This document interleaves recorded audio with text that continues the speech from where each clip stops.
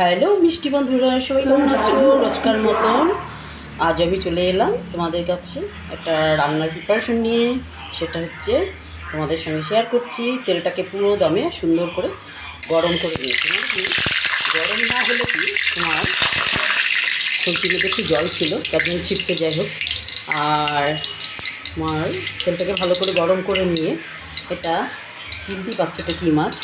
এটা হচ্ছে পাবদা মাছ। পাবদা মাছটাকে কী করেছি আমি, নুন হলুদ আর লঙ্কার গুঁড়ো দিয়ে মেখে রেখে দিয়েছিলাম। আজকে আমি সর্ষে দেব না, পোস্তের আর যে চালমগজ পোস্ত আর হচ্ছে সর্ষের তেল সব একসাথে করে নিয়েছি। হ্যাঁ, এটা হচ্ছে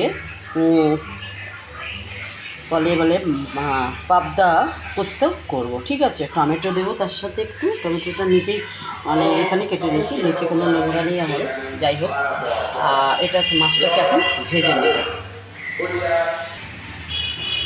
মাছটা যখনই ভাজবে তোমার হচ্ছে কড়ার মধ্যে একটু জাস্ট নুনের সেটা দিয়ে দেবে, তাহলে কী হবে, ভালো। বলছি কেন, এই মাছটাকে আমি হালকা করে ভেজে নেব, আর বেশি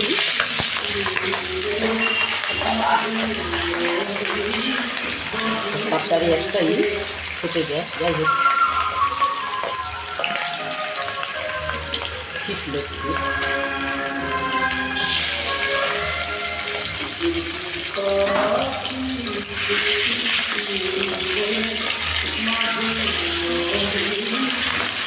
হালকা করে ফ্রাই করবো, বেশি ফ্রাই করবো না।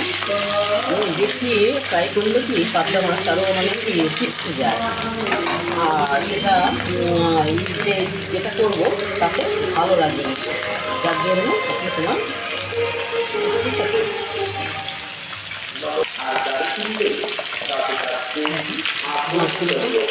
হালকা ফ্রাই করবো, বেশি ফ্রাই করবো না, বলে দিলাম, ঠিক আছে। এবার আমি এই মিশ্রণটা করে রেখেছি আর টমেটো টমেটোটা ছেড়ে দিলাম।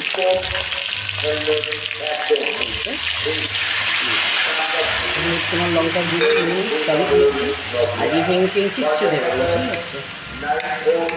কারণ হিং দিলে পোস্তর যে একটা সেন্ট সেটা পাওয়া যাবে না।